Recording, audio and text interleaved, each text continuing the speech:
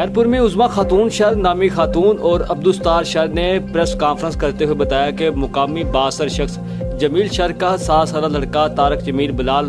वाह में डूबकर जाम बहक हो गया, मगर जमील शर ने हादसाती तौर पर मरने वाले बच्चे के वाक़े को कत्ल में बदल दिया और हमारे खिलाफ कत्ल का मुकदमा दर्ज करवा दिया। मज़ीद तफसीलात अयाज अहमद सोहो की इस रिपोर्ट में।